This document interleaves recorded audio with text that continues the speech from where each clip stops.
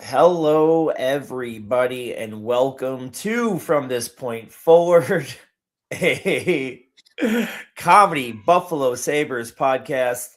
I'm Louis G here with Chris. We will have Ryan with us here for our Sabres season review. Ryan still has to talk about the heartbreak.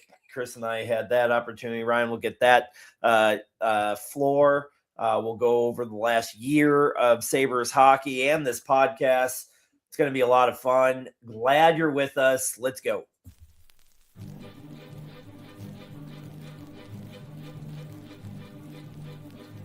Let's acknowledge the fact that in one of your favorite movies of all time, you thought the slogan was "Ducks quack forever" instead of "Ducks fly together."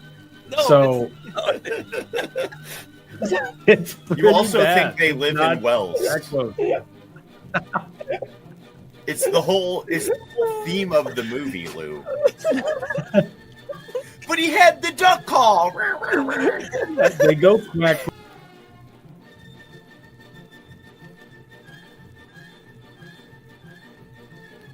It would be Malcolm Subban, mostly because that one season where instead of letting him play for the Sabres for the last game of the year, they had him sing the national anthem.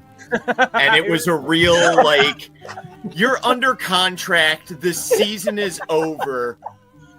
We know you've only gotten to be up here a couple of times. How about you come back up here? Oh, great, I'll put my pads in the car. No.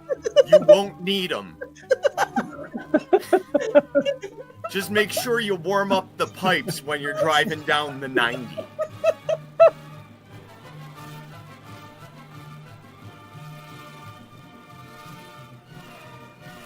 Mitch Marner. You heard it, Mitch. If you want to sign here, you can drill Ryan's mom.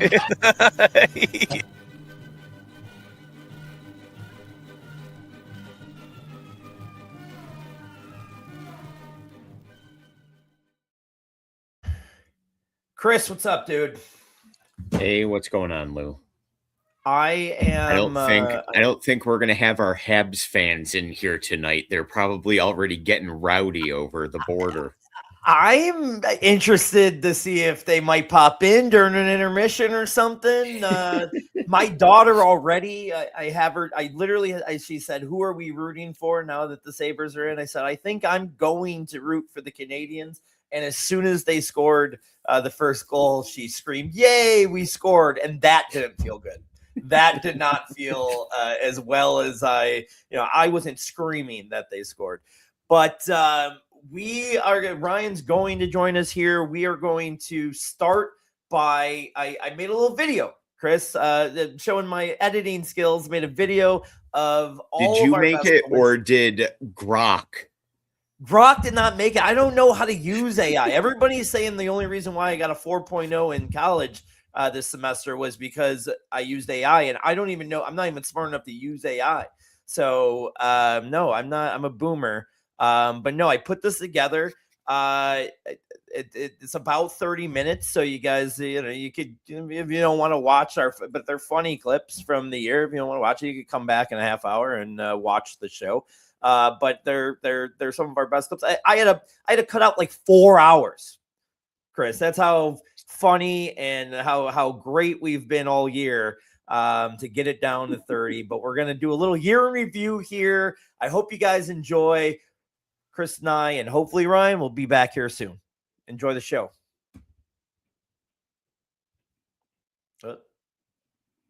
About Owen Power. It's insane to me because the guy doesn't fucking hit, that everybody thinks he's the worst. The guy is one of the best analytical defensemen in the fucking league. He provides so much offense, and people that hate on him because he isn't physical is insane to me. I just am very much against the Owen Power hate. It's dumb to me.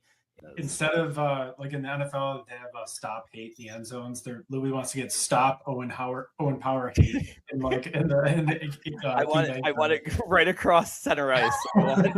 That's what I want.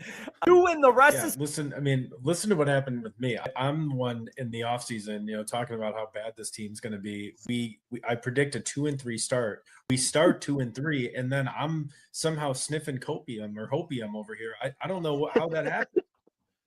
This team has burned you so badly that even when you expect them to be bad and they're exactly how you expected them, you start to doubt yourself because it's them. You want to know how quickly I've come around on this team? When I found out that they were doing the 05-06 reunion night, I went to StubHub for tickets to buy for January 15, 2026. I was already going to buy tickets, and I almost pulled the trigger on a set of 100 level tickets for $109 a piece, because I was like, there's no way you're going to be able to go in for less than that when it gets closer to that game time. But then again, I also could be an idiot, and I didn't want to buy $200 worth of Sabres tickets with 3 months to play. One funny tweet today would be should Adams or Eric Stahl be allowed in the building that day, which is pretty funny. I also don't want Adams to be like announced or anywhere near the ice for that, because if they boo him, he'll think it's in like a funny, like, oh, you were part of the Carolina thing. No, and I want him to know it's because we hate him.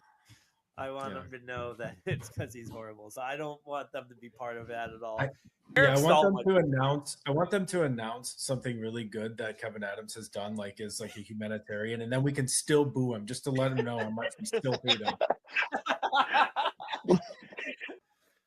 The video package started off with Jack Eichel skating in a Sabres uniform, and the crowd started booing.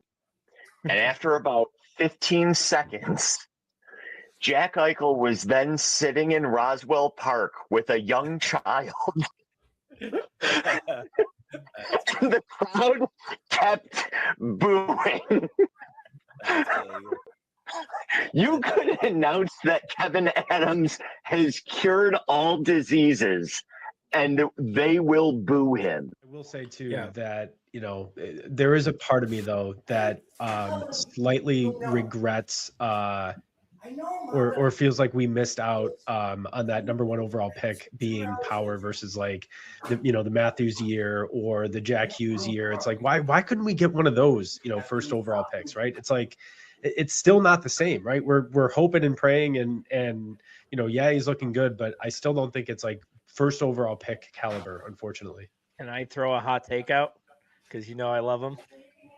In 3 years, I think I am not going to say Matthews, but I would say that Owen Power would be considered as good as Jack Hughes in 3 years. That we will be comparing them as equals. That's how confident I am in Power. So like I know I was joking around about him being a scapegoat. He's a pussy, but I think I really think he's got the skill set to be an elite, like Norris Trophy winner. I will say too, but the experiment did not work here. Was also on my short list for goalies of the drought era, because I needed them to have a number. Because if I really wanted to call out the drought goalie, even though he only played I think he only started in 2 games in Buffalo, it would be Malcolm Subban. Mostly because that one season where instead of letting him play for the Sabres for the last game of the year, they had him sing the national anthem. And it was a real, like, you're under contract. The season is over. We know you've only gotten to be up here a couple of times. How about you come back up here? Oh, great. I'll put my pads in the car. No. You won't need them. Just make sure you warm up the pipes when you're driving down the 90.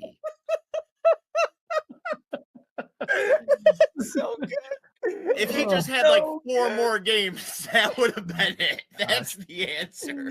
Dude, that is so fucking good. It's so I had funny. no recollection that they did that, but it is I- the most droughty thing that they've ever done. Like, that is hilarious. Really, really funny. I feel like still looking at the goalies through the drought, like, doesn't it feel like Jonas and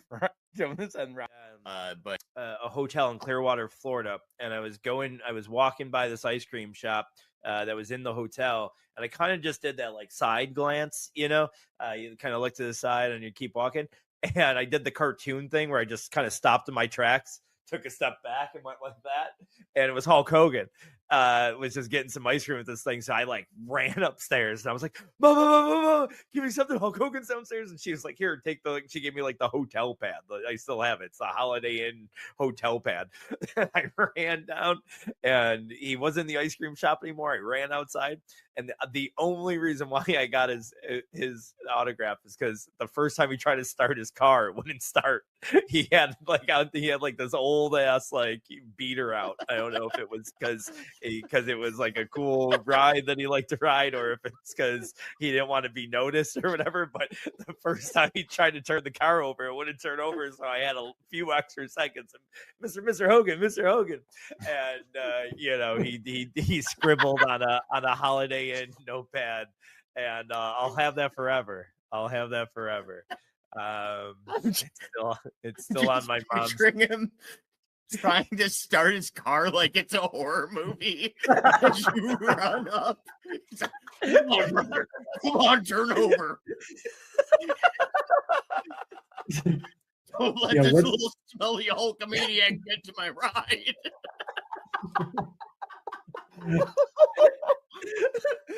He's mad because you're getting your little ice cream fingers all over the window.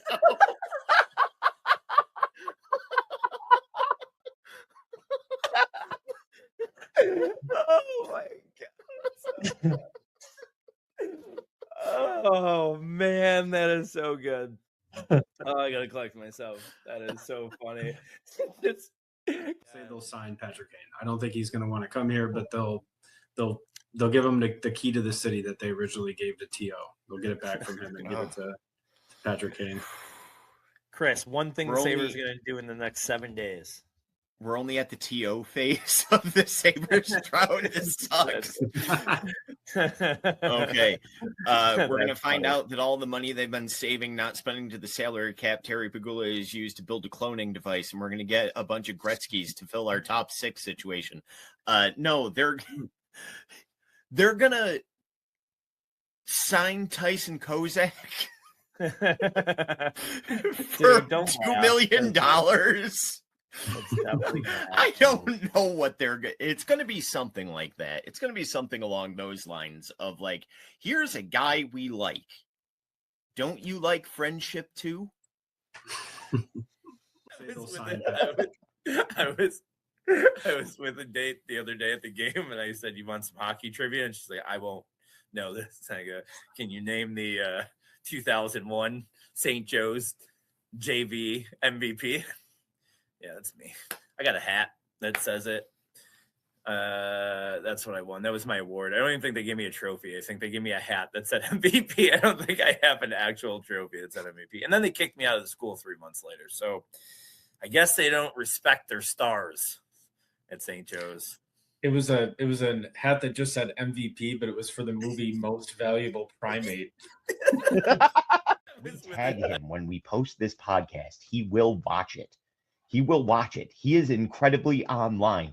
After the game, within a minute of the Sabres posting the post-game celebration, whether he is on the bench or starting the game, he is reposting that within a minute. We've got to get this guy some confidence to have a 2-goalie tandem going into the playoffs.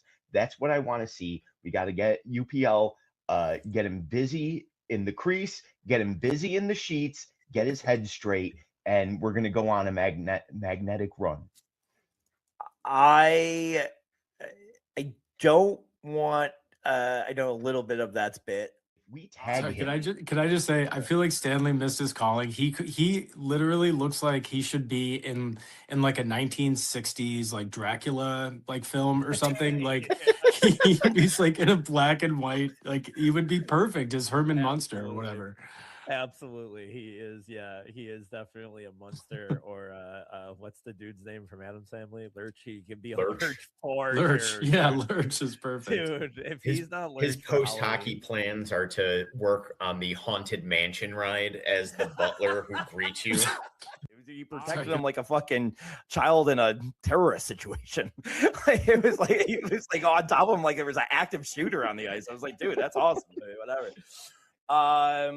Well, if there was an active shooter, it definitely wasn't a Sabres player yesterday. Oh, that was so good. That is so fucking good. You protected him. My favorite suggestion was on WGR. They did a draft of all the names that it could be just throughout the playoffs and like saying they're keeping score and stuff. But one of the suggestions was Lindy Ruff doing it.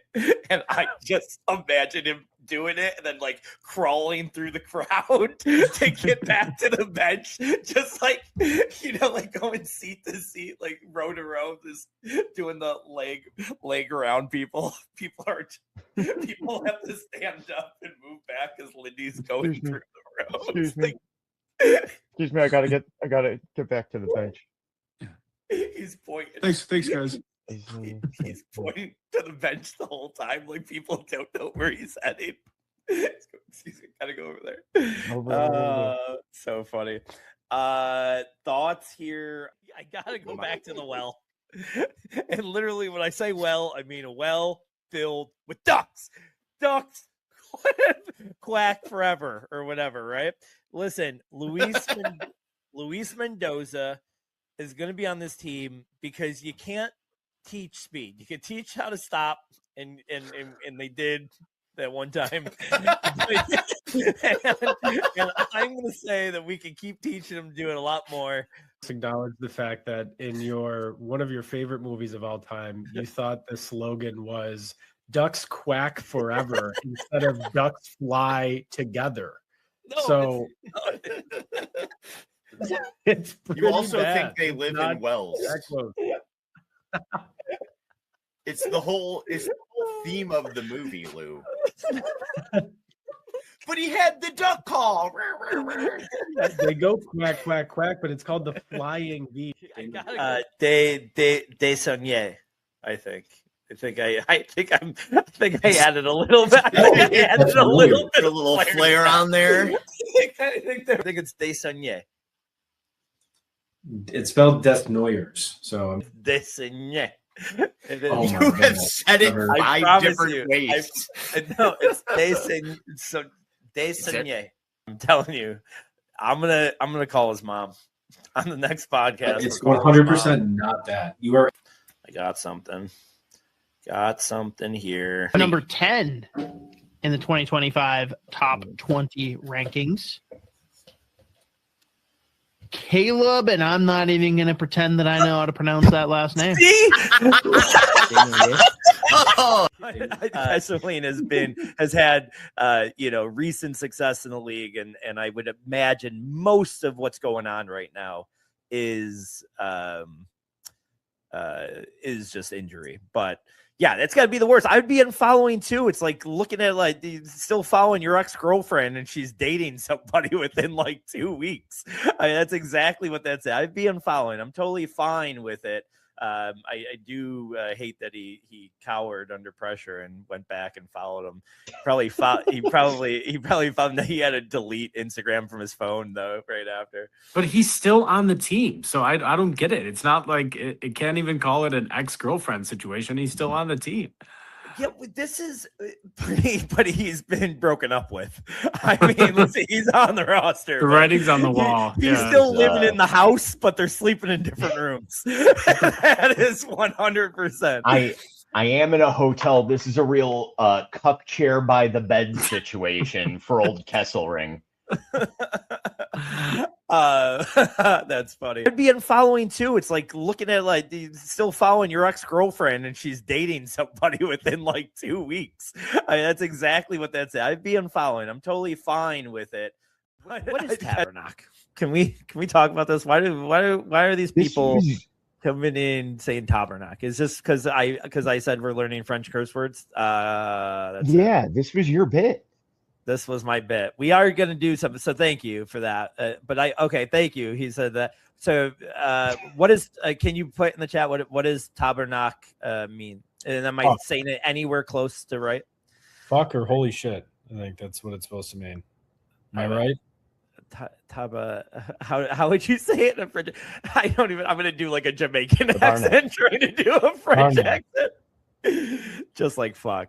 How does that? I hope we're not saying like something really offensive like that. Oh, I know. They're just, all the Canadian fans are coming in and they're making us say, I've been to Epstein's Island. It's just like, I don't think it works like that. It's just like shit like that. somehow it's on there. I still say it. Oh, it just says considered highly offensive, considered similar to the English fuck or motherfucker. That's what it says. So, all right. This team needs a 3-for-1 type of deal. To get rid of like three, I don't want to call them mediocre players, but get rid of 3 Oslin, Quinn, and somebody and go get a star and a tough star. Brian Rust is the guy I keep on going back. You're gonna give Oslin up for Brian Rust? I would give up Oslin, Quinn, and a first for Rust. You're crazy, dude. Wow. Not for nothing. But Terry Pegula seems like a guy that you can impress pretty easily. He's a bit of a rube. In a couple minutes and tell him he looks nice and you got a job. Chris, I'm sorry. Terry Pegula has met so many strippers who actually like him. But they really like him. Like, it's not just, they're on the clock, but like they had a connection. He is, this guy fell for Rex Ryan. Yep. Yep. No, that's so funny. When I just was talking that point through, that's the person that came to my mind was Rex Ryan. Not for nothing. Yeah, I like this team. Rasmus Ristolainen. And then I no longer like this team. And then goal. That's gonna be such a good sound bit. I like that one. Chris, top ideas. That was a very good one, Ryan. I'm going in a little bit of a different direction. First, because you're selfish, and even though you're going to sell this podcast to sell yourself, because Ryan and I are carrying you week after week, show after show, that's fine. Everybody can tune in now after your 15-minute story that went absolutely nowhere, where again you ask for our help. That's how the story ends, is that you are not an adult and you need us to change your diaper for you.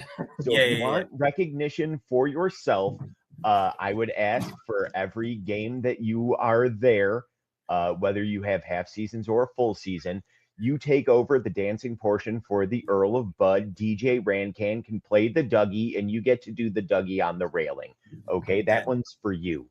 Now, if you're going to sell this podcast, we want access. What we want, podcast studio inside the empty offices where they got rid of everybody 5 years ago that have been sitting dormant on Washington Street.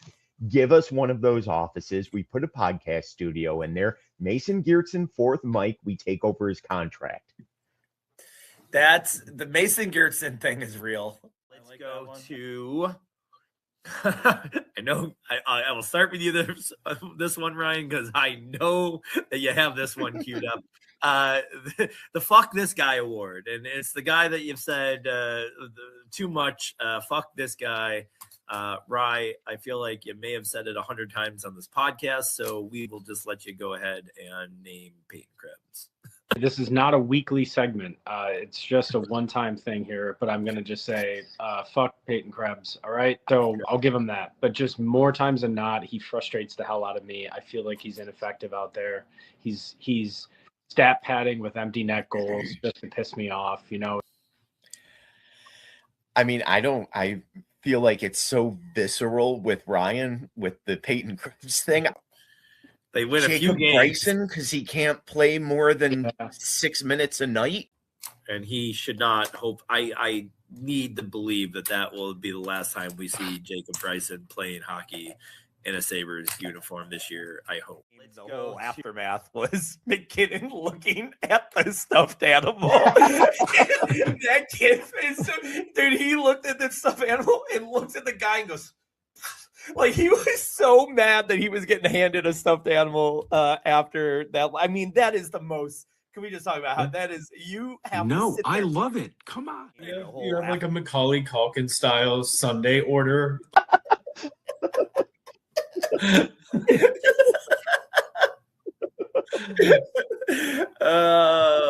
A Zamboni ride, maybe, but that's like that would have to be if I gotta go. I'm either gonna ask for one big thing or lots of small things. The Zamboni ride would be one small thing. Like, could you imagine if I just did like a rider, like a list of 10 things? I must have a cotton candy delivered to my seat for free at the 5-minute mark of every first period. You have like a Macaulay Culkin style Sunday order, like with like chocolate syrup and exactly how many M&Ms you have to have in there. Because I think Eric Stahl is just a front for the Mexican cartel. But like, does anybody know if Eric Stahl still has a job in this organization? Like, he came in during the offseason to be the right-hand man, get his first job in a hockey organization with Kevin Adams. Have never seen him, haven't heard him speak, haven't seen anything that he's done. His Wikipedia doesn't show anything about even having the job. Kevin Adams gets fired. Is this guy still, if you had a bet, does he still have an office? Is he still showing up to work? He's still there in the office. He's still cashing checks. They're still paying him, and they're going to bring him out to center ice, and they're going to burn him in effigy as a sacrifice before the game. Because I think Eric Stahl is just a front for the Mexican cartel. They're just paying him. He doesn't really have a job. Pagula is eventually going to come out that he's connected to the cartel. So that's Eric Stahl. Because I think let's get an AI coach in here. Let's do it. We've tried everything else. We have Ralph Kruger in here, who's about as close to AI as we're going to get. That's what frightens me. Ralph Kruger. It worked with Matthias Samuelsson. It worked with UPL. We're trying to make it work with Owen Power. We can bully this team into being good. So, if you see, this is my only exception. If you see a rostered member of the Buffalo Sabres doing something foolish in public, get your camera out and post it immediately. We will play it on the show. I will pay Meta to boost the clip. We will bully them all into being good. Vegas is not better than Edmonton. If you have them in a series, you're taking Vegas over Edmonton. I'm not. 100%. The economy is tanking. Get Vegas out of here. Yeah. Hate it. Vegas fifth. This is the worst top four. Edmonton, Colorado, Panthers, Dallas. Edmonton. Chris, I hate you. I already see it in your face. At this point, number 2, Panthers. Fine. Fuck you all. Edmonton can be number 1. It's the worst. They're the worst. Edmonton, number 2. Number 1 at all. Vegas is not better. Can we all agree that the worst team in the Olympics is the host, Italy? Number 12? Yes. I don't know if I'd put them that low. Come on. Come on. Yes, right? Yes, they are. Ryan Muir. All right. I can tell right now where this is Ryan Muir doesn't know anything about this Italian team. He doesn't even know he wants to himself. So I'm going to name some guys, and you're going to tell me if they are a member of the Italian Olympic roster. Okay. Let's start with Either gonna be somebody from the hockey team or a Goodfellas cast member. That's exactly it is Italian movie cast members. Okay. Let's start with Sal Bonpensiero. Sal Bonpensiero. No, he's not. That's Big Pussy. That is Big Pussy from The Sopranos. Okay, let's go. Luca Frigo. Oh yeah, that guy. That's the first name you pulled off the roster. Chris. I'll go with that. Yeah, Italian hockey Both. player. Both, yes, both right. Italian hockey player. All right, let's get a little harder here. Tommaso De Luca. That is Luca Frisco's son. That's why it's Tommaso De Luca. So I'm going to say hockey player. I'm gonna go with the restaurant owner from Kicking and Screaming that had the He is a hockey player. Chris was right. All right, next one, Don Finucci. Oh, that sounds like too much like a name. That's a Godfather too. That is Godfather too. I wasn't gonna. I couldn't see Ryan, and I didn't know if I wanted to give him a chance. But yes, it was Godfather too. I couldn't. He also said that sounds too much like. All right, let's start. He's got to keep a role, right? Like, I think it's pretty obvious that he got hired as a guy with no experience from Pegula. Like, Pegula likes him as a human being. He's going to find some role in the organization. I see Ryan laughing. Let's play with that. Go. He's what was the name of your bartender that you like in the 100 level? Black Betty. Black Betty. He takes over for Black Betty he's like on probation. They're like, listen, we'll bring you back. But just like Dwight Schrute in the office has to do Michael Scott's laundry, they just punish him with like bullshit jobs for a while. I can't wait to go to the Odd Club to go see Black Betty, and right next to her is fucking Kevin Adams flipping drinks. So they should make him have to. He has to serve the Tage classics. That's his job. That's it. He's doing. He makes them. What? Let's do it. I mean, do it as humorous as you want. That's funny. That's hilarious. I don't know if we're gonna beat Ryan. Chris, what would your role for Kevin Adams be in the organization? My immediate thought was have him drive the Fan Zam for the rest of the season in between periods, and he just has to feel these people sitting there staring at him with loathsome disgust. Tage Thompson scores big goal to playoffs.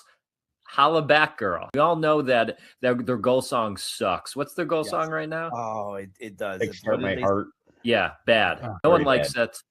Literally every other choice they had in that poll was better. So much better. Yeah, every single other one. choice. Tage Thompson scores big goal to playoffs. Holla back, girl. No, that would get the place going. Or even better, since you've been gone. Since you've been gone is good. It does feel like it's been a long time since the Sabres were good. So it does. Kelly Clarkson's so underrated too. I think it propels us to a Stanley Cup and a Super Bowl same year. Stone is so impactful every night. Mm-hmm. I'm glad you mentioned NHL General Manager of the Year, Kevin. Seriously, it's going to be just like when that Toronto Raptors coach got the Coach of the Year after getting fired. I would love nothing more than him with more than Ruff winning the Coach of the Year. I want Kevin Adams to win Executive of the Year. Kevin Adams and Eric Stahl on the stage at the NHL Awards. It's been Eric too long. Still there. Oh my god! Too long since we've had an Eric Stahl reference, and that Kevin thanks everybody, and Eric just says, "Friendship wins," and walks off. Oh, it's so good. Stone is so impactful. That would bring me to tears. Rise is your idea. All right, I'm gonna. We'll see. We'll find out. I'm going to paint this picture for you. So, very much like Corona commercial vibes. All right. So just picture this. There's you're zooming in on a beach chair. It's the back of this guy's head, and you zoom in, and it goes around to the front, and it's Kevin Adams, and he's sitting there. He's got two palm trees in the background, and he starts reading mean tweets that everyone sent about him earlier on in the season about how he was a shitty GM. And then they're just like, he's reading them. He's got this big shit-eating grin on his face, and then they pan over, and it's Eric Stahl just sitting right next to him in a beach chair, and they just cheers the Corona glass, and then they're just like, "Game on, baby! Like, let's go." I think that would fire me up. Love it. This is where I want Love to it. end. I love that idea, but I want it to end with them waking up in bed together. And Kevin Adams is like, dude, I just had the craziest dream. And then it just cuts to the Sabres success thing. That's great. No. Kevin Adams shoots awake in bed. Yeah. You don't know they're in bed together. Yes, and then Eric Stahl, you see a hand on his shoulder. It's Eric Stahl, and he goes, "The palm trees again." That's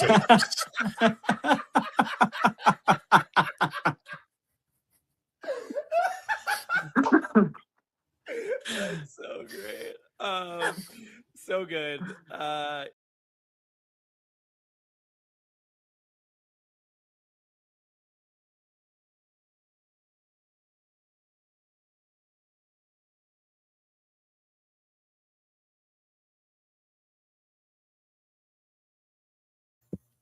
It's muted. Sorry, I'm not telling you. Sorry. Yeah, apologize. That was fun. That was a year. Louis, you're still muted. No, I'm not. Am I? I'm not so muted. Am I really? What if we just do that for the whole hour? Yeah, I'm not muted. What an awesome transition from our best of the best to the worst of the worst. Wait, am I muted? You still can't hear me? We still can't hear you. Maybe it's your mic, dude. What is going on? You muted everyone else in the show too, which is such a power. When do you think Lou's going to figure it out? Am I good now? I'm going to say after 9/11. Am I good? Not the tragic event, but Hello, am I good? No. Jesus Christ, what is going on?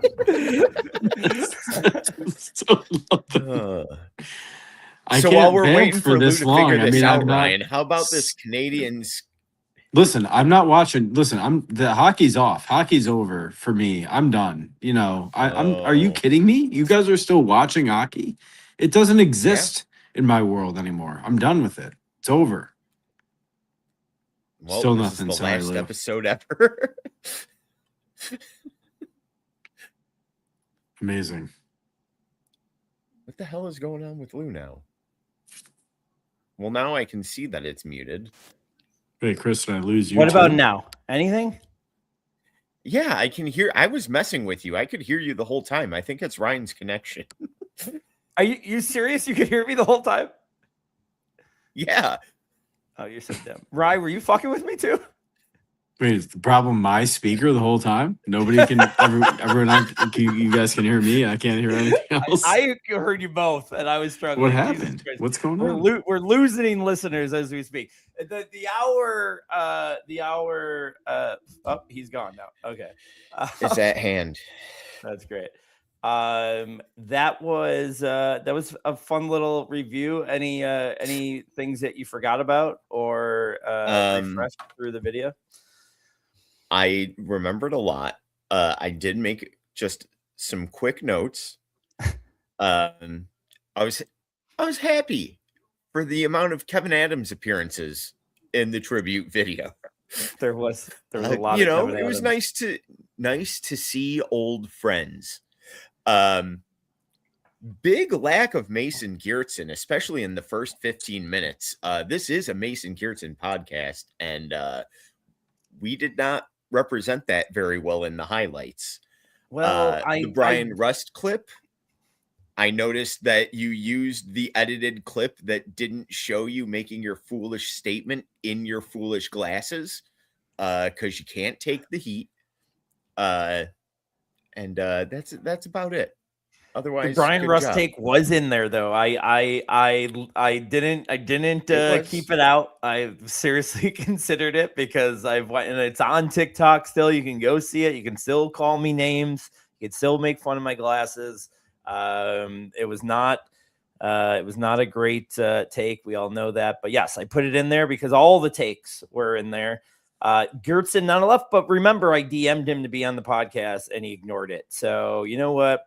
Are we a Mason Gertzen podcast anymore? I don't know. Yeah. Nope. And if anyone shuns us, You don't even watch hockey. I'm gonna shun them. You don't even watch I don't watch hockey anymore. Because I'm not a trader. And you know what? I didn't get a chance to, and I will. I'm gonna go back and listen to the pod that it was just you and Lou talking about in your feelings, but you're wearing a Canadians jersey, Chris. I mean, listen. I made a bet. He made a bet. He made a bet with one of the Canadian fans that if all that bets will be paid after this show. You do have a bet to you do have another bet to pay off. But yes, he was in a Canadian jersey. It was a bet that he had with the Canadians fan that was in our chat for multiple games. So he stayed true, and I appreciate that about Plumer. Although it is funny that I've shared 15, 20 clips from that episode, and people are probably really confused on why you're wearing a Canadians uniform, but that's fine. Rye, you weren't here for that episode that we did the day after in Misery, so we'll give you a couple minutes of the floor here to talk about your feelings there at the end, and I guess capping the series more so than the season. How you feeling? I don't think I can offer anything that hasn't already been said. I can't offer a different emotion. I was there. I was there with my dad, who I was at the last, playoff, series loss back in, what was that? The home one, the Alfredson loss. Was that 2010? Yep. So, I was looking around before Montreal scored, and just like imagining what it would be like in the arena when we won, because I had that confidence. I just had that feeling. We come back from the 2-goal deficit, and I'm fully expecting a win, and it's ripped away from you. It's also ripping away, previously an 8-3 win, which will go down in Sabres lore, but not to the level that it probably should, right? An 8-3 win against a Montreal team in Game 6. So it's disappointing all around. I'm very optimistic about the future, but I can't help but just kind of dwell for a minute on the thought that I had, which is, and you guys can tell me, I mean, is Montreal winning right now? 4-1. So I was 4-1 and I swear to God, I know it's hard when you say this when that's the case, but my prediction was that Montreal was going to win this series, and everyone is on Carolina. Carolina is not that good. Okay, they are not that good. That's a lie. That's a lie. They are not that good. All right. We were 4 points behind them in the regular season. We started off like fucking They're the second dogs. best team in the league, Ryan. You can't say that. I don't think that they were unbeatable at all. What I think is hurting them tonight, and why I was excited about the Sabres' chances against them, is this layoff. Everybody was like talking about, we talked about this maybe 2 podcasts ago when you were with us, Ryan. Everybody was talking about this layoff like it was some good thing. I'm like, I don't think that's great, especially when you had a hot goalie in Freddie Anderson, who obviously started off today not so hot. Like, you want that guy to get right. What am I saying? That's not true, though. All I'm saying is that they are not what everyone is calling them out to be. Listen, you can call it a break. You can attribute it to whatever they want. I've been saying from day one that they are not the big beast of the East that everyone thinks they are. We were 4 points behind them in the overall Eastern Conference standings after starting horribly, to start the season and not really turning it around until December. They are nothing to me. They were not a concern, and I would have absolutely bet the Sabres to roll through that fucking team on the way to this Stanley Cup final. So that to me is what hurts the most. I know everyone has different opinions on how they thought this rest of the season was going to go. I really could see this team making a legitimate run because they were doing it without their best players performing. So if you can eke by and just get through one more game, one more bounce, one more fucking pass from Tage Thompson over to Zach Benson, who's wide open. I mean, listen, it's so frustrating because I don't want to get back into it. I don't want to like upset myself about it, but man, we were right there. And I know it's like all well and good because if you asked me before the season, I love that question, right? If you ask yourself before the season, would you be happy with a second round exit? Of course, with the expectations, but fuck, that's not what we're here to do anymore. Like that's the frustrating part. You never know when your best chance is going to be. 0506 was our best chance and we lost it. And it feels very similar to that in a lot of respects. And that's what's haunting me right now. I don't know if you guys are even, on that level or not, but I'm that's bothering me because I feel like they were much the better team. And I know that it's 7 games and it's a 1-goal game, but man, I just, it sucks. It sucks when you don't get the validation that you think you deserve. Yeah, and to your point, it's because they didn't get the production from their, top 2 forwards in Thompson and Tuck, but I don't think they deserve to win that series. They really got outplayed most of the games besides game 6. So like, I don't think that they didn't even belong in a game 7 in overtime to begin with. If Tuck and Thompson are on their game. Wait, whoa, hold on. How are you saying they don't belong in a game? They were outplayed almost every game, right? I mean, okay, I'm asking but in game 7, do you think they were outplayed at any point? No. Game 7. And in game 6, were they outplayed at any point other than the first period? No, it was. I don't think it was. I mean, they had 90. So what are we talking about? We're talking about they were tied 2-2 going into game 5, and then we're talking the 3-game series. They played the best hockey out of the 2 out of 3 games, and you're going to say they're not. They were not the better team the first 5 games of the series. Like, who cares? It could have been done. The series could have been over in 5. I mean, it really. Of course, you can say that about any series. It's goaltending. So what? Yeah, they didn't play their best, and so they don't deserve. I mean, and the goaltending. The goaltending that we talked about all year eventually let us down. I mean, but wait a second. So because Alex Newhook scored 4 goals in the series and got a fucking bounce off of a skate, they deserved to win the series because they played better in mostly the earlier games of the series. They dominated 5 games. I can't. And at the end of those 5 games, what was the score? 3-2. All right. They definitely outplayed the Sabres. I can't get to a world to say that the Sabres caught some bad break here because they didn't. That's not my point. Yeah, I'm just saying they deserve to win. I think they deserve to win. In the game 7, when it mattered, when it came down to one more bounce, they got one more bounce than us. Who deserved to win that game? We did. There's nobody you could ask on the planet Earth that would say that the Canadians deserve to win that game. We played better than them. And they got I'm still very much not over this, apparently, but it's like they get this controversial goal, the first goal, it's kicked in. I know, you have to challenge that to risk a penalty, but what are we doing? It shouldn't even been called a goal in the first place. I think that I told Chris the other day, I think that one was more questionable than the Melanson goal, because I think even if the Melanson goal whistle didn't blow, that they would have gotten called for goaltender interference. Agreed. I agree.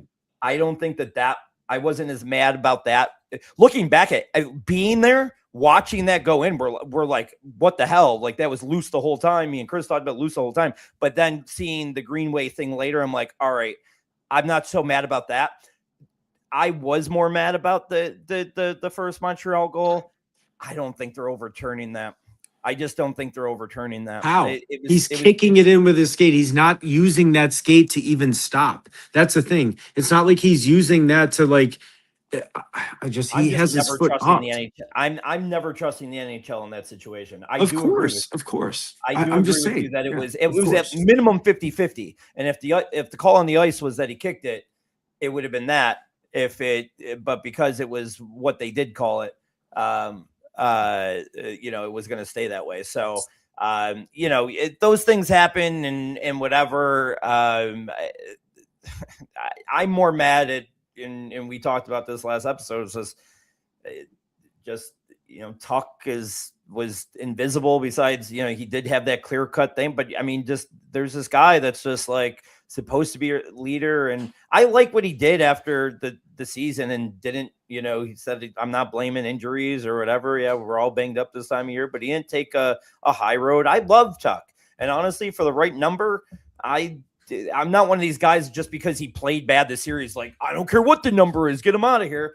I don't care about that, but it's what did he end up costing himself, and what does that number look like, and what's that hometown discount like? I'm not sitting here just being like, get this guy out of here, but it is disappointing. And Tage in overtime, just like you said, I mean, he had the call. He had the call for to pass the Benson. He has the pass to shoot at first. Like, all right. Hold on one second. Go talk about the Thompson overtime. Let's get Chris's thoughts. There's a lot that I just spewed out there. Can you give me any validation on anything I just said there? I mean, Lou won't hear this, so I'll tell you now. Don't let him gaslight you, Ryan. Okay? He's just mad because you started that story off about how you still have a dad. Okay?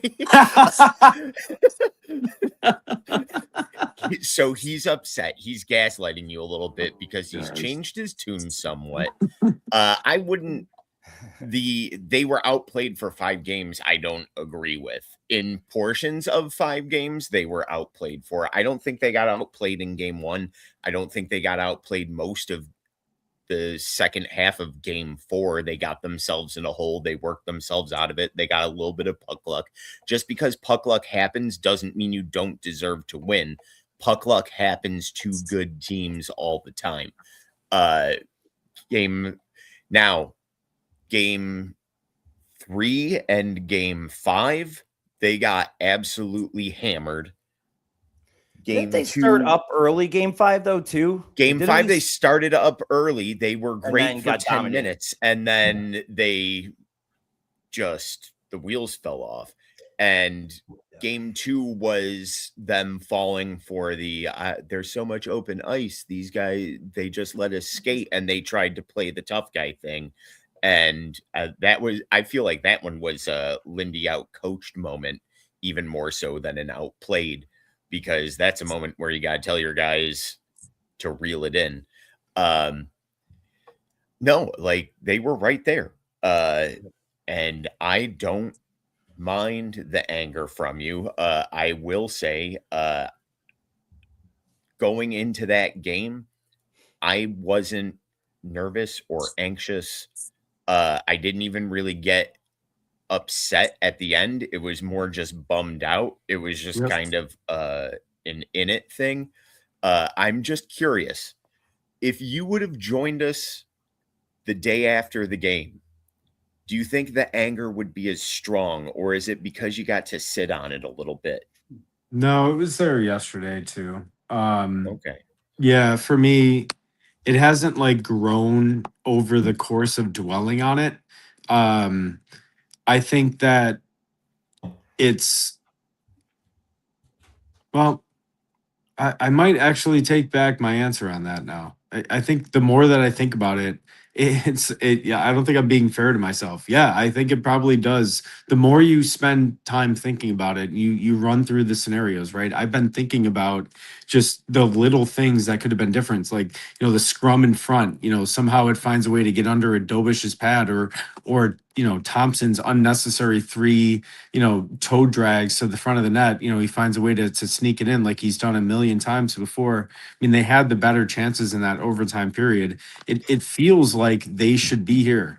So I just, you're getting me all worked up again. Is this like a trap? I feel like I'm set up here. Shane was in here the other day and wants to know what your thoughts are on Owen Power. We had some very strong Owen Power takes. I had said, I mean, to me, he was the second best Sabre in the series. I mean, that was the coming out party for Owen Power. He was amazing. I understand all the people that want to still shit on him for why they want to shit on him. I think even those people I had 4 or 5, people that are power haters even text me being like, okay, at least, I mean, he's playing out of his mind. And to do the last 2 games on a sprained ankle, even more amazing. But thoughts on any changes on how you're feeling about that? But you've never been really down on him. You've always been high on him. No, I've for the record, I've never been a power hater. I've always respected the game that he's brought. I've always thought that, I think a lot of people share this opinion that, he could have been a better first overall pick, right? In a draft class where you might have gotten a bigger impact player, but for what he's been to this team, he's been valuable. I disagree that he was the second best player overall in the series. I think he's probably closer to 5th or 6th, but I do think, I mean, if that's the number you're looking at on the team, on the overall, it's a very valuable series that he brought. He's always going to fight against that big cap number. I mean, he's going to have to justify it because unfortunately he doesn't do it with the points. So it's going to take a kind of a discerning eye to be able to tell what he's doing out there. So for most fans, he doesn't do the flashy things to make you look like, ooh, like that's really good. But zone entries, zone breakouts. I mean, he was excellent gathering the puck, finding a way to get it to the winger and get it out of the zone. I mean, he was so calm with that. And I felt like he did take a step. So yes, I was very happy with Owen Power's progress, but that is absolutely not stopping me from packaging him, Tage Thompson, Oslin, and a first for Connor McDavid. I'm going to throw it out there. It is time to bring We're not talking about home. trade. We're talking Why about not? trade things later. We're talking All about right. trades later. Save that for later. But Owen Power, 4th best defenseman in the playoffs. Expected goals for 5 on 5. The 4th best defenseman behind Taves, Makar, and Nikishin. Sorry, man. If anything, that Nicotine. first, I think his name is Nicotine. and that first 35 minutes of video, if that didn't show that I cannot pronounce things right, I don't know what the Denyanye. Denyanye. Oh, that's great. It made it. You weren't in here yet, but it didn't make the thing. All right, Chris, before we got a lot to talk about in Sabres. We'll get there. We'll do all that. Chris, you have a debt to pay here. You lost our second draft of the year. Don't even remember what it was. I think we did something. It was the Olympics. We drafted Team USA for points. Players. Yes. And you have had I thought Austin Matthews was due. Look, Chris's strategy of avoiding guys who were MAGA was really not a good strategy in hindsight, because those were the only guys who seemed to perform. Because Cash Patel showed up. That was just like the worst overall bet of all time. In my defense, what do you got there, Dr. Pepper? Dr. Pepper.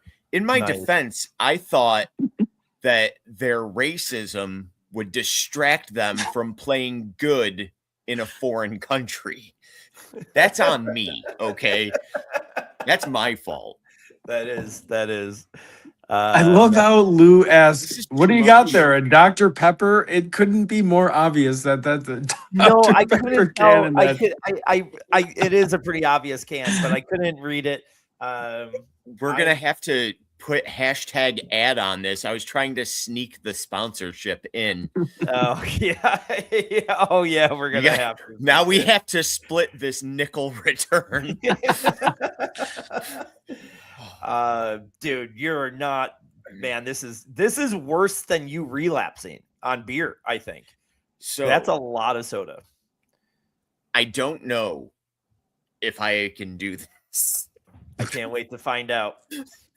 Good luck. I have never drank from this beer saber. I didn't even practice with water. I probably should have.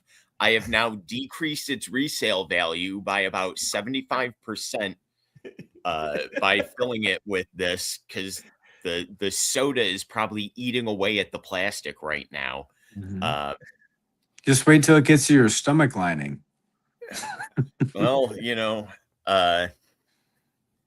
in retrospect, if I would have remembered that I had to do this tonight, I wouldn't have gone out for ice cream with my wife after dinner. But here we are. You're literally making a fucking ice cream float in your stomach. I'm wearing Habs jerseys. I'm ruining resale value. I'm losing toes for this podcast. Okay. Great. Diabetes. So do it up. This might be like the Tage Parm also, where it's going to take a half hour. So.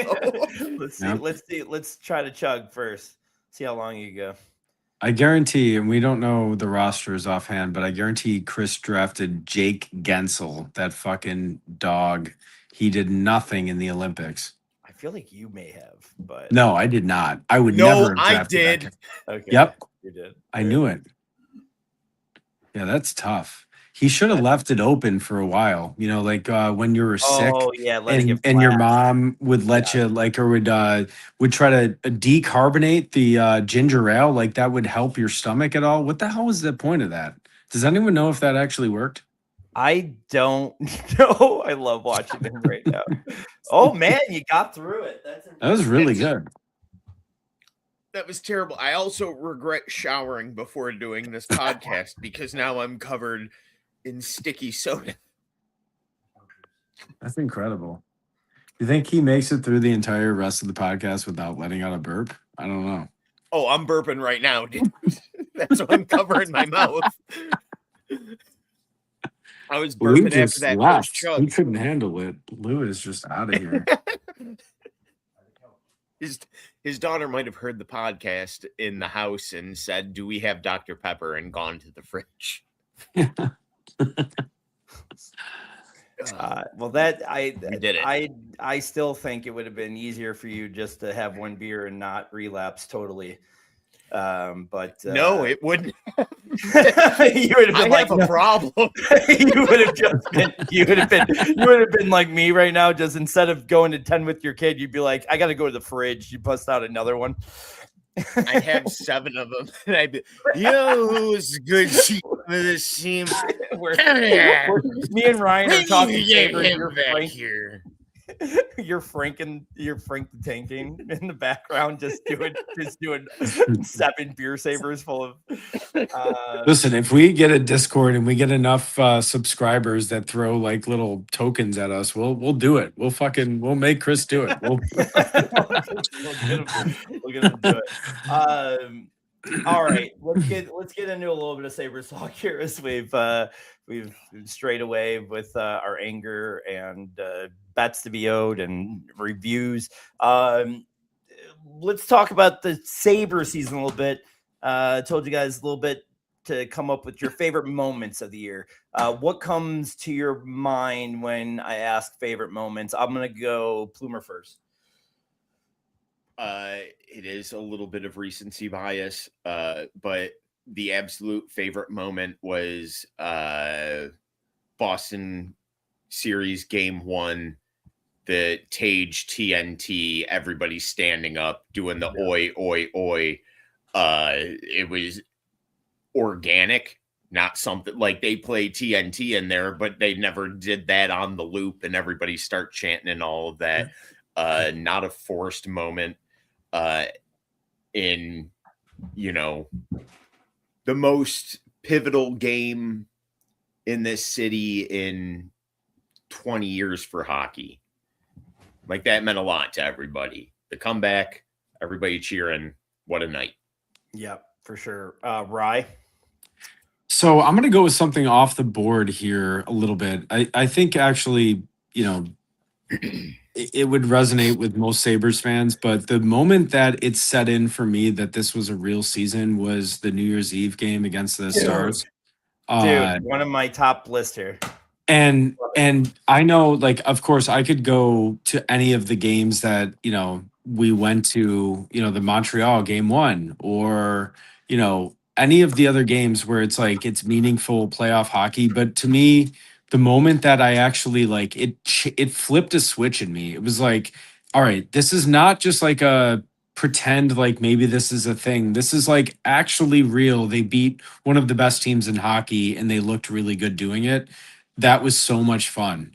And being on a night where, you know, you're out, you know, drinking with your loved ones and your friends, like it's a good time. So yeah, I think that was a really good night. That was definitely. I was gonna maybe ask at one point, when did you know that they were good? And that would be obviously my answer. That just felt like exactly you nailed it perfectly. I'm gonna go with a playoff one before we talk some regular season things ones, but like mine was the singing of the Canadian national anthem. I know it's so weird, but it was, again, to Chris's point, just like such a organic, cool moment. And it was, you know, just one of the best moments I've ever spent in that arena. I love a good sing along. That was perfect. The fact that it was another country and not ours, that, you know, just like us kind of being Buffalo and being it was so cool. And Lou's number two moment.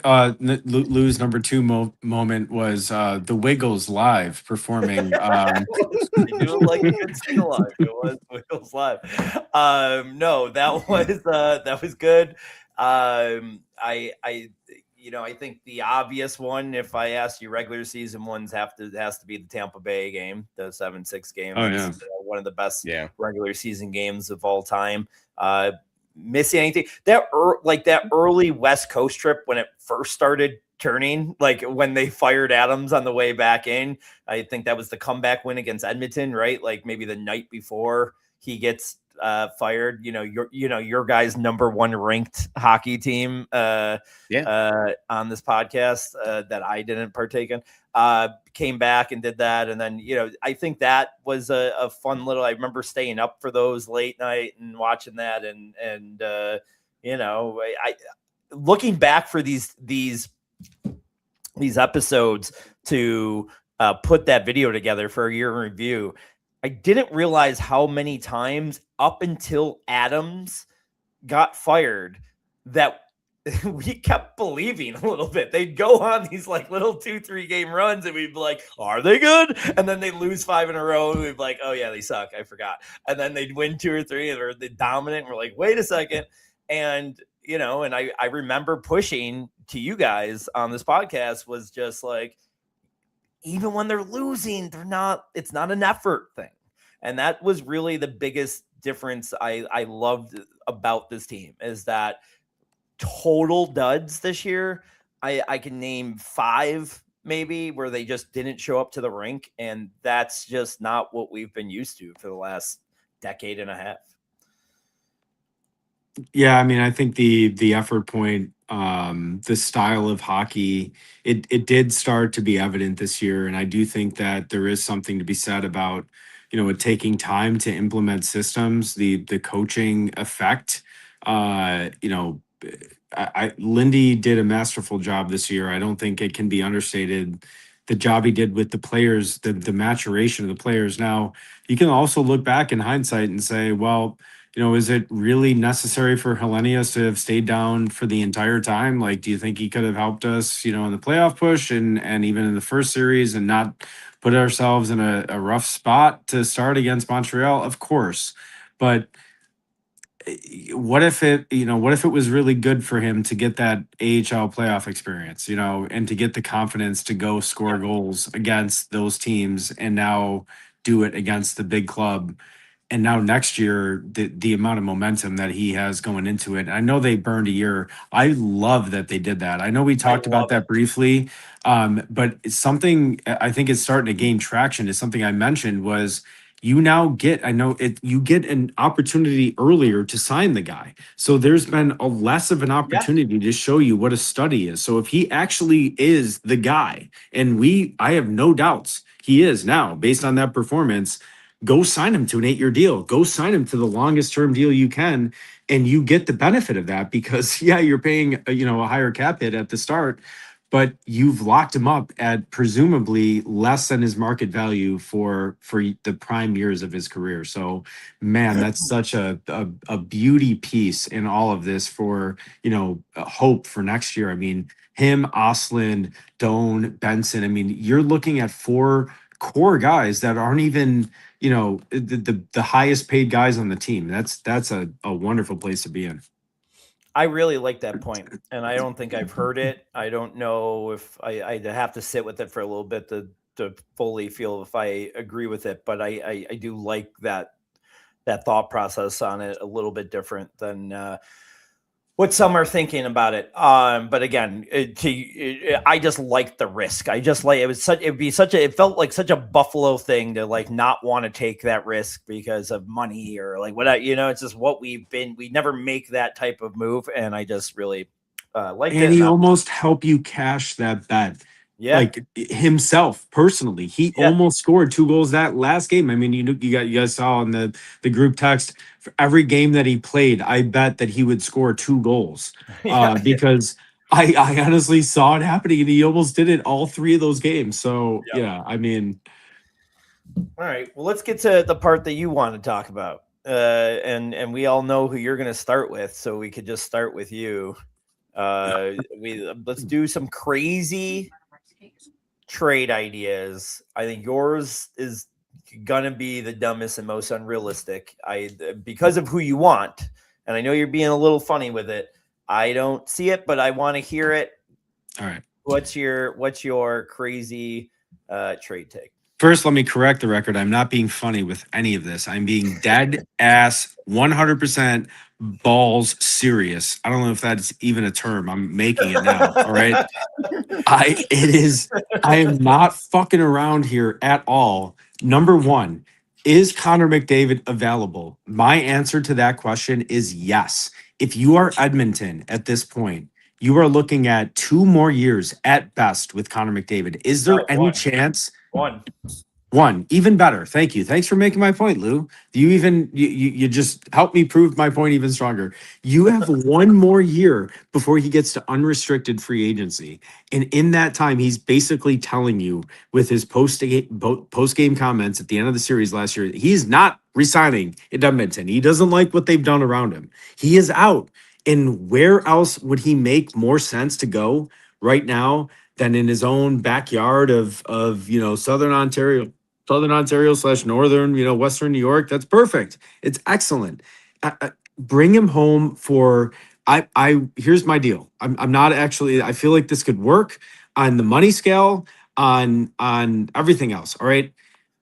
You're gonna have to get some piece back, but it's gonna be Power and Tage. Is going to be those are the 2 big pieces. All right. Would the Sabres be willing to part with those pieces? I think yes. I think if for the right price, yes. I don't think you get a piece back. No. I'm saying you get a piece back on salary just to match the salary, not to balance trade. I think I have to add more to that trade. I'm not just getting it for Power. I wouldn't even on the 1 year. I think so. I think that's close. I think you would maybe take on you might have to add some draft picks or whatever, or one of the stud young guys, and then but you probably have to take on one of their bad contracts to even out the money. 100%. But I'm saying that's the framework of the deal. I don't think that's unrealistic. Now, could you swap Byram? Could they maybe want Byram and then they negotiate the long-term deal? Yeah, that's possible. I want to do this more than I want air to breathe. I need Connor McDavid wearing 97 in the Sabres jersey. And if you want, do you expect Connor McDavid to be a nothing burger in a playoff series against Montreal?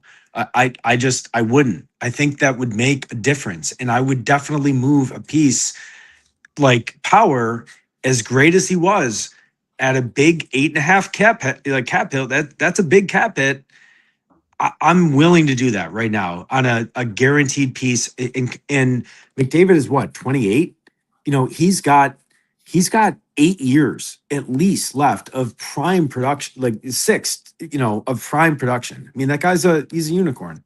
So yeah, I mean, I swear, if this doesn't happen, I'm not doing a podcast next year with you guys. I haven't told you yet, but now I'm officially letting you know. I will not do this unless Connor McDavid is a Sabre from this point forward. Well, seeing that I would probably put the Sabres as like his somewhere in the middle destination. I'm not even going to put him in the back destination because I know there were the rumors that he would want to play here, coming out and stuff like that. I mean, I think that might have been just over Edmonton, but or Arizona or whatever. But I think he ends up at honestly, I think he ends up signing long term. I think it happens. I think they somehow convince him that they're going to change it. It very rarely happens with players like that get traded, but in the NHL more than other sports. So, I wouldn't be shocked to see him get moved. I'd be absolutely shocked to see him come here. I can't wait to roll these fucking clips. Get all the AI, whatever the trigger words are right now. Alert, alert, alert. Pull this clip and tell Louis he's an idiot because Connor McDavid is a Sabre in 6 months from now. All right. Not even. What is it? It's fucking May. We're September. We start playing. That's 4 months from now. 3 months from now, he's a Sabre. 3 months. Chris, what's your crazy trade idea? First off, we should have ended the show when Ryan used the name of the podcast to sum up his trade offer. Sold a great line drop.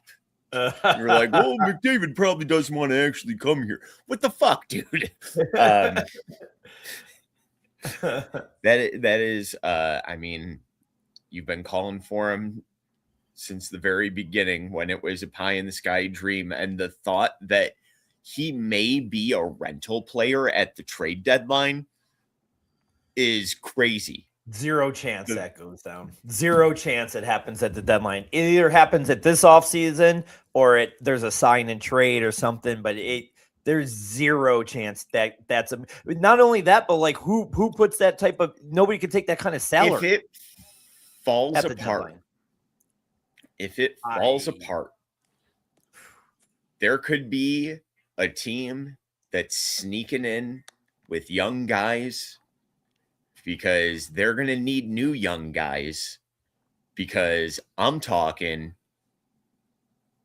Braden Merca. I'm talking Owen Power.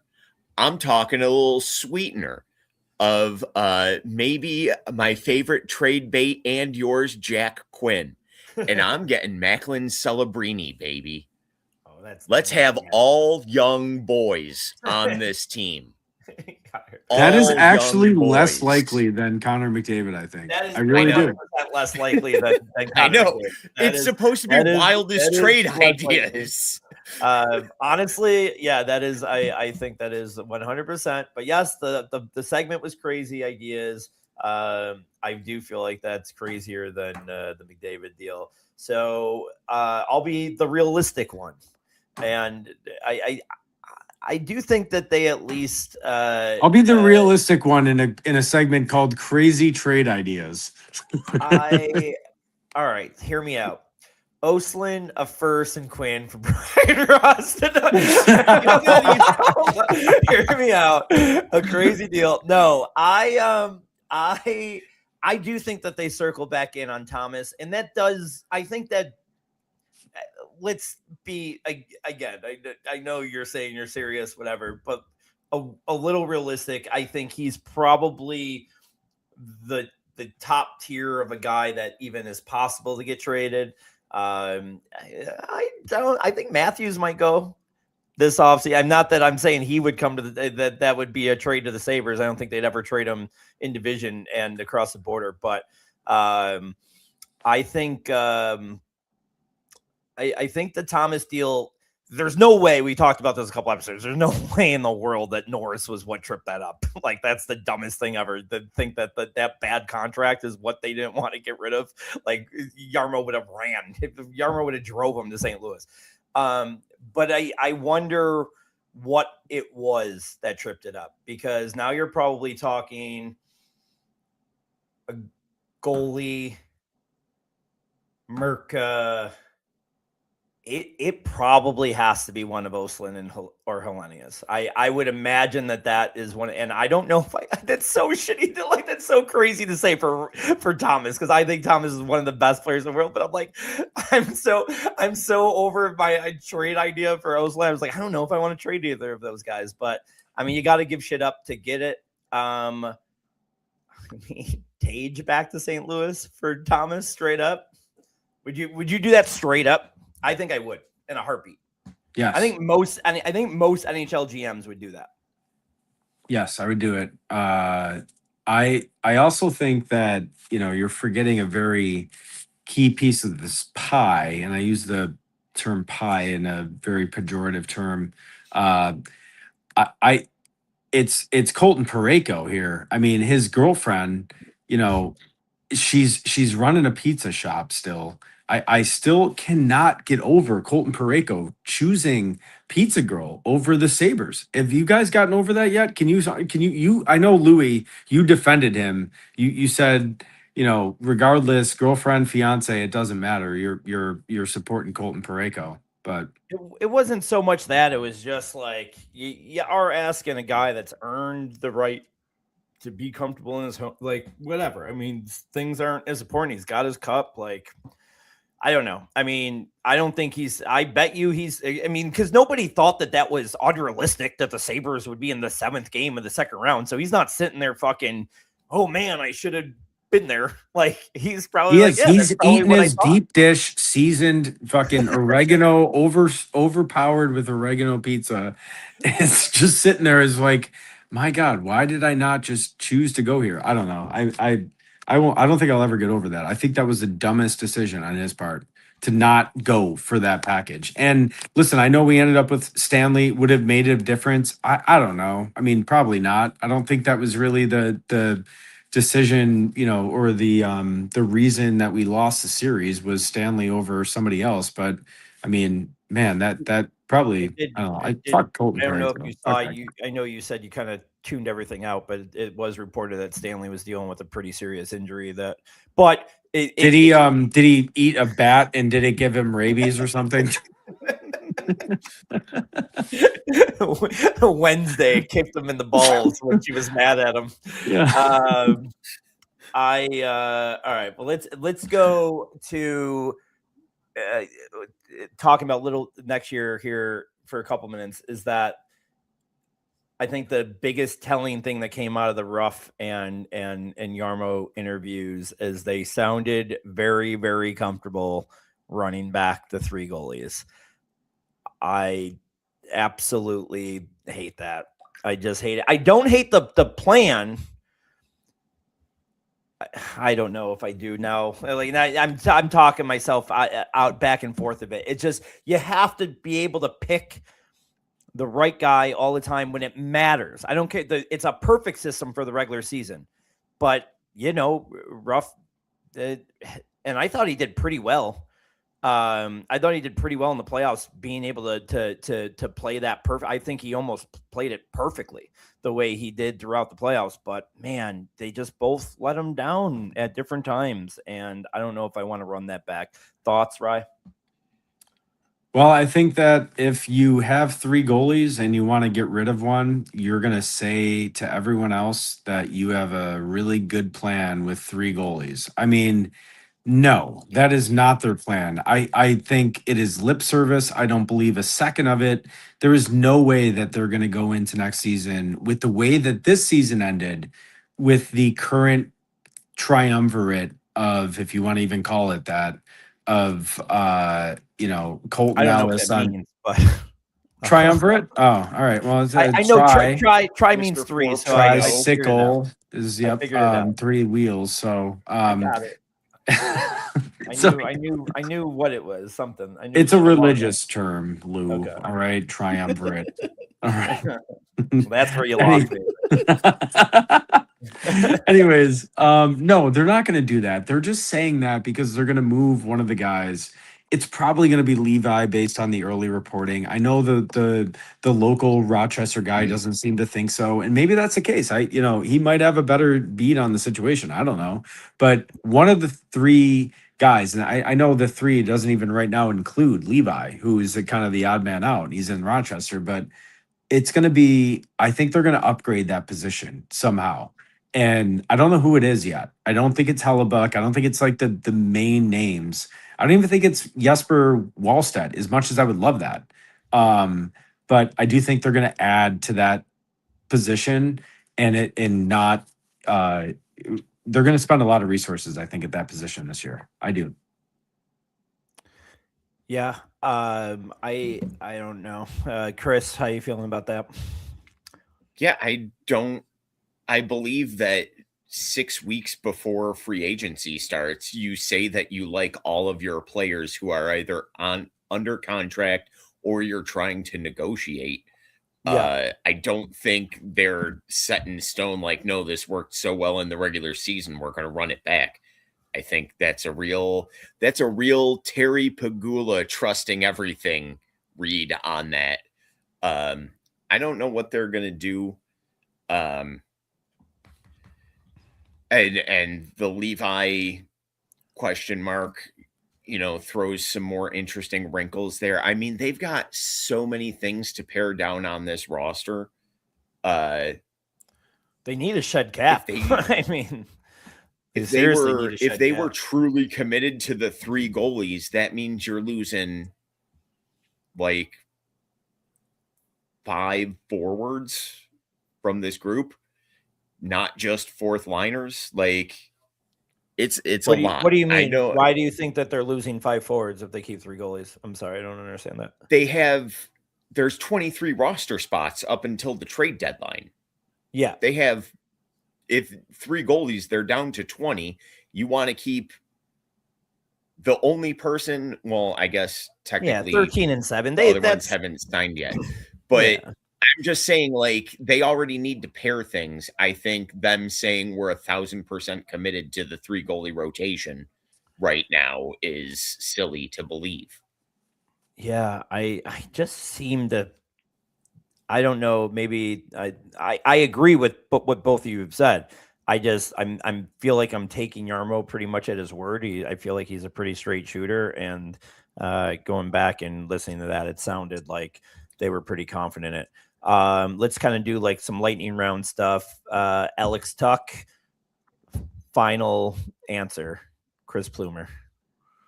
The same as it's been all year. He can go. What do you think will happen? I hope he goes. I hope he goes and gets all of the money somewhere else. Ryan, what's your what do you want? What do you think will happen? I think he goes. I want him to go, and I think he goes. If he was willing to stay here for, I would go up to 8.5 per year. I would do it. But I don't think he would, and I think you could spend that money better elsewhere. So I think he ends up somewhere like, what's a team what's Washington's cap space like right now? They're I think pretty I full. thought they were pretty bad. I No, had they're the in a full good list shape because next we were year. 20. We're 25th.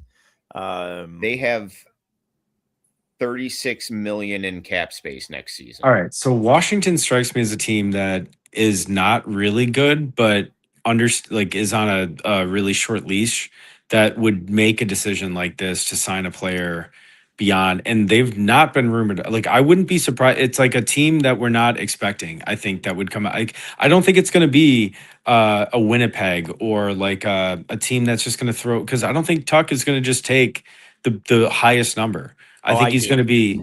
You do? I 100% think he's going to take the highest number if it's not the Sabres.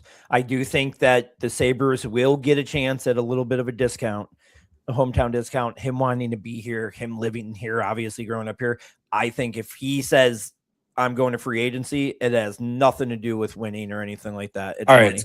But what if Winnipeg's offering 11 million a year and Washington's offering 10.5? 11. What do you think he does?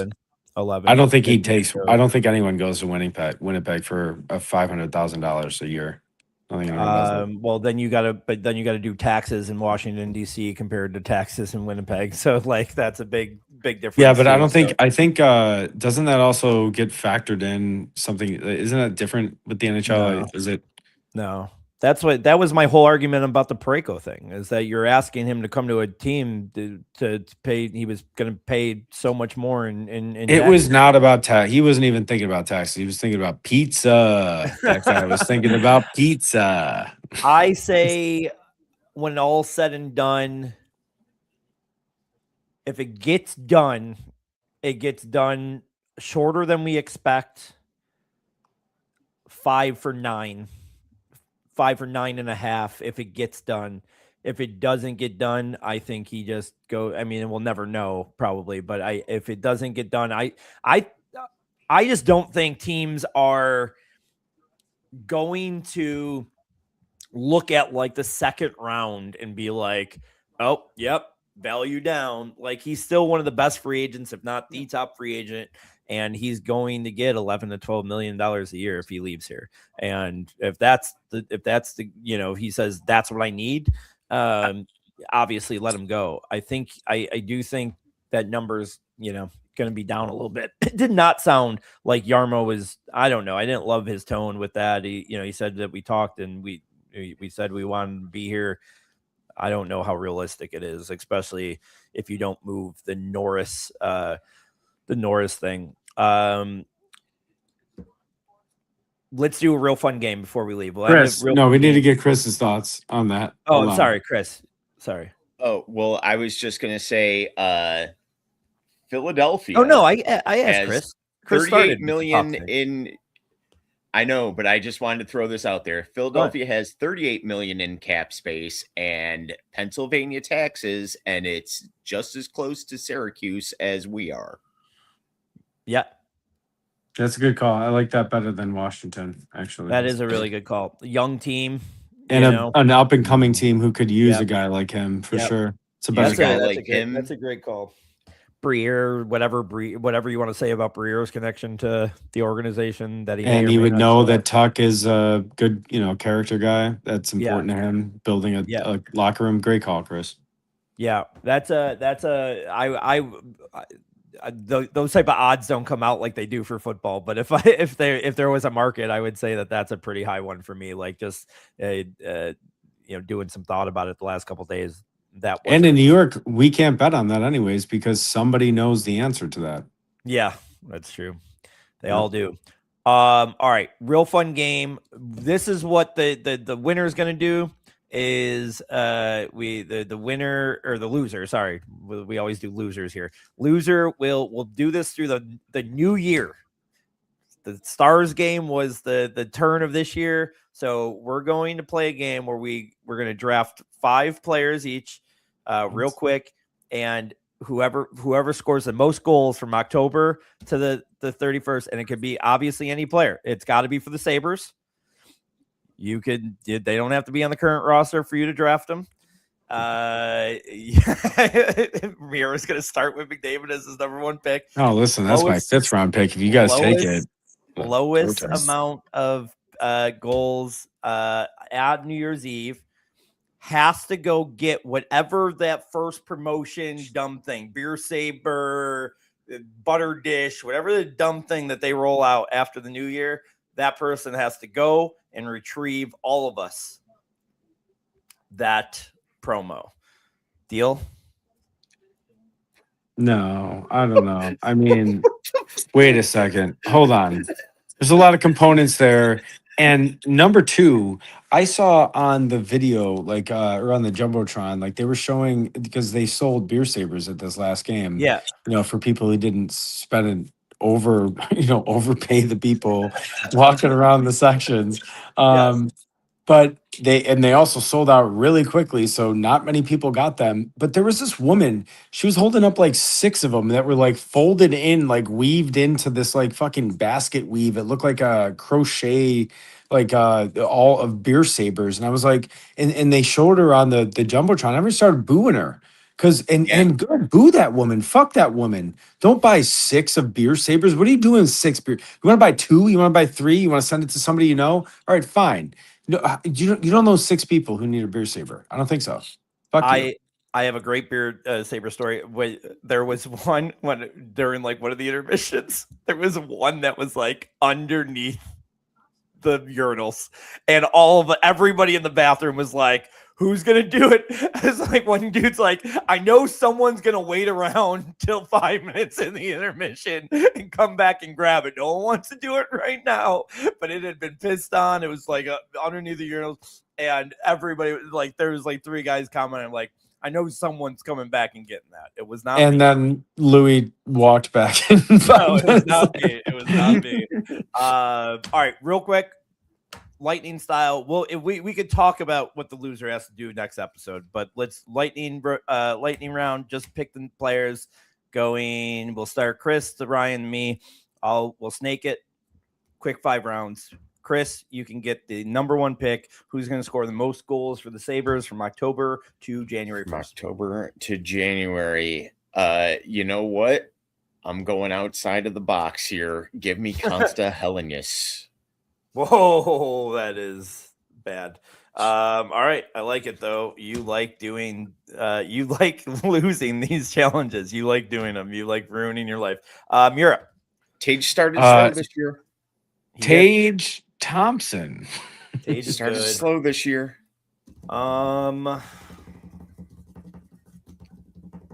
It's really funny that it's hard after this, but I'm gonna go Benson. And I'm going to go Doan. Fuck you. All right. I will go.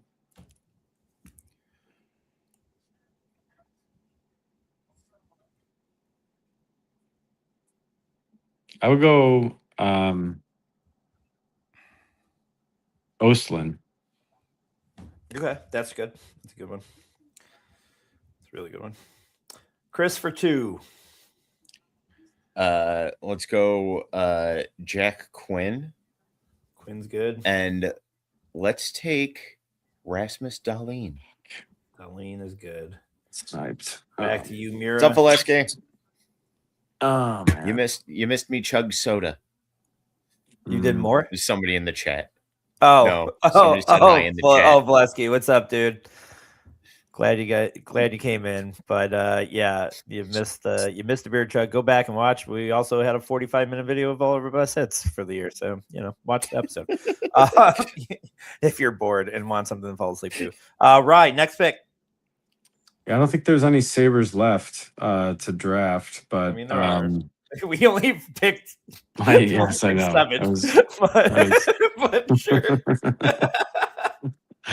I was so pissed at him taking Dahlin right there. I got really thrown off. I don't want to go another defenseman because I think that's a bad bet at this point. I want to go forward. I was already reaching at Ostlund. I would have definitely gone Quinn. I can't go either of these guys. I'm trying to delay because I can't think of any other good forwards. I guess I'm going to say Norris. I don't think he'll be on the team. I'm going to go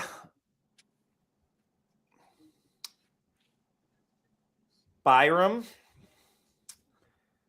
And I think I'm going to take Alex Tuck here. Okay. I'll take the chance. What round am I on? 4? 4. All right. It's 5 rounds? Yep. Okay.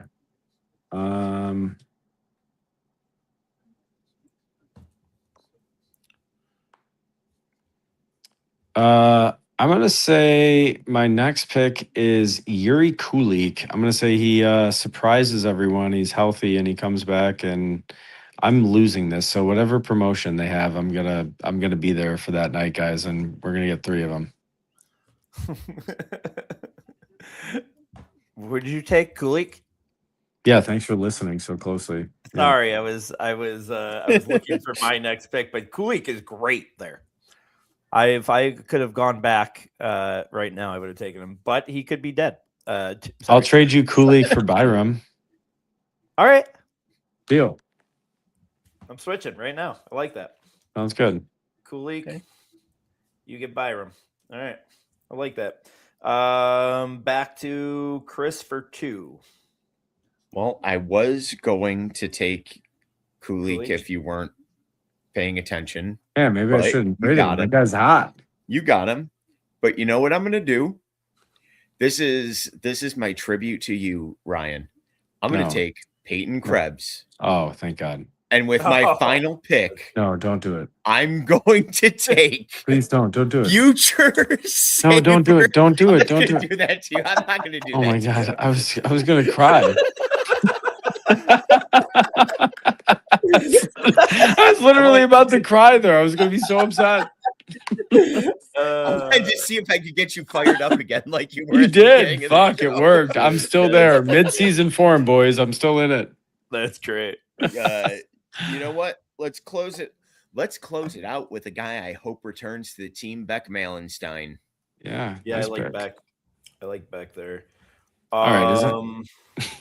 It's me, right? No, For it's my last me. pick. Me first. Oh, I mean, you I know first. we know it's a formality at this point, Yes. but Go ahead. say it. I'm taking future Sabre. I'm willing this into existence. And you all in Buffalo who are listening to this podcast will benefit from me saying this and speaking it into existence. It is Connor McDavid is a future Buffalo Sabre. He will wear 97 and he will absolutely score more goals than all of the guys that I just named on my list combined between October and January. So I am so excited to have him on the team. Welcome, Buffalo Sabre, Connor McDavid. Make it happen, Yarmo. Drag your big balls out there and make it happen. Let me give that to you. And who would you play him on a line with? I think I would actually just let him play by himself because all other players are just not good enough to be touching the ice at the same time as him. So I just let him go out there by himself. No, I would play him with I'd play him with Benson for sure. I think that's an easy pair. I mean, you're talking about a guy that would, get down to the dirty areas, and then you have a guy that's also like as fast as the fucking Flash that could, go up and down the ice. I mean, that's incredible. So I do. I mean, Doan's another good partner, but I don't want to do Benson and Doan because I want to split those guys up. But I'll say right now, off the cuff, I'll say I would have put Kulik on this line, but I think that would have given you too many points for this future contest. So I'm gonna just say it's Jordan Greenway coming back from the dead. No, I don't know. I have no answer for the other guy on his line. Benson, though, he's got to be on his line. Tage. Oh, Shelter. You're trading Tage. Yeah, he's out. He's in Edmonton along with Power.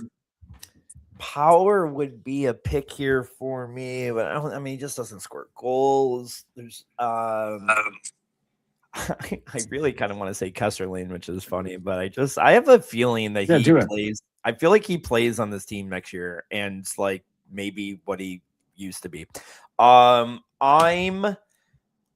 This is ballsy, but I would say that I have a good feeling that one of the two are going to be on the team. I know I already took Tuck, but if Tuck doesn't play on this team, Rob Thomas will. So I will take Rob Thomas with my last pick.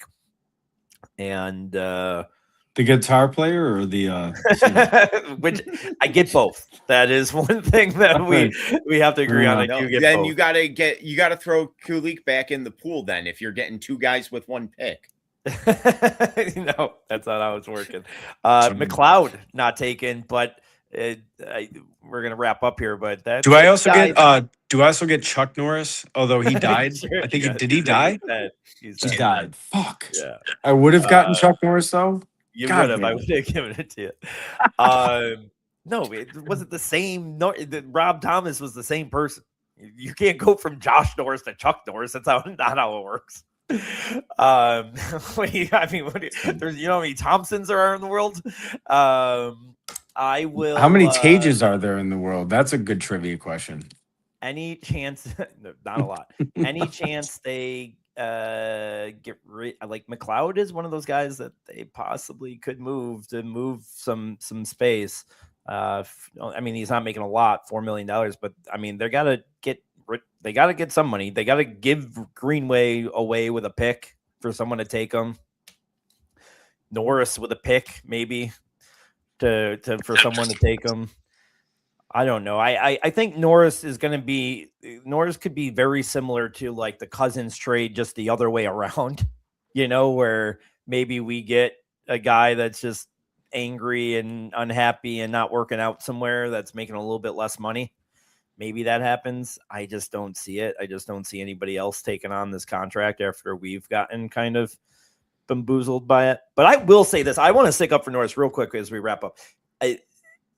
I want to stick up for Norris in that. Like, I know that he had a lot of scoring chances and he didn't score. I think especially after that line, the move to the line one, he looked a little bit like himself. But I think he, like I said in our last podcast, I think he was driving a lot of that play for Benson and Doan, doing a lot of the things that didn't show up in the score sheet. Now, I want my $8 million player to score some goals. So I'm not saying I'm happy with it, but I do think he's getting a lot of unfair treatment. We will probably be back in a few weeks. We're gonna maybe draft time. We'll see if I can pronounce any of the players' names. We'll come in after the Cup, I would assume, and recap the rest of the playoffs. Ryan won't have watched. You guys can tell me what happened in the playoffs. It'll be a really great reveal. I won't know. Chris, you were going to say something. I was going to say maybe we can do some through the playoffs 2-man shows since Ryan's not. He doesn't watch hockey. Yeah, listen, whatever. If you guys want to kick me off the show for a while, continue watching your bullshit hockey, wallow in your pain, and whatever. Go ahead. I don't give a shit. It wouldn't be a horrible idea to maybe do a Stanley Cup live feed, live watching the game live during the Stanley Cup. That wouldn't be horrible. We're watching the Stanley Cup. Ryan's watching the NBA Finals. Yeah, I'm watching. Good. I'm watching DTF St. Louis. I'm finishing the season finale of DTF St. Louis. It's actually not that good of a show. Do they feature Colton Parayko's girlfriend's pizza place in it? Listen, fuck Colton Parayko, and I gotta see his girlfriend. I mean, it better be unreal. Like, it better be just, undeniable. What if she's ugly, but the pizza's really good? Ooh. Oh, that's a great question. You know what? I think I would respect him more. I would if he's just a dedicated pizza lover. And he's like, I don't even care. What a pizza. He's like, yeah, she's got a butter face, but I love her pizza. I think I respect him more, and I don't hate him as much for not coming to Buffalo. But if that's the case, the dude massively blew it because we have some of the greatest pizza ever. And he, could have probably matched the girlfriend's hotness without much of a problem. So. Oh, well, then I did hear, Chris, I have to mention this. I heard you say Ryan would be updating us on Wemby. And yes. Wemby just in the conference finals right now. I guess Chris knows the script over here and is not letting us in. I didn't know that you were working behind the scenes for DraftKings. I've been on the take for years. Trump's been executing 10 trades a day. You guys hear that? I mean, the fuck. and the Sabres can't make one trade for McDavid? Yeah, that's it. That's all I'm asking. One major trade, not 10 trades. Well, this was fun. It was a sad year. It was a great year. Guys, really happy that we decided to do this year. I know we were joking around about how horrible it was going to be, and it turned out to be a pretty fun ride, and it was really cool that we got to talk about it every 2 weeks. We will be back sometime here over the next few weeks, talk draft, listen to me try to pronounce draft names, and maybe McDavid's a Sabre by then. We never know. For Chris Plumer, Ryan Mura, I'm Louis G. Have a great night.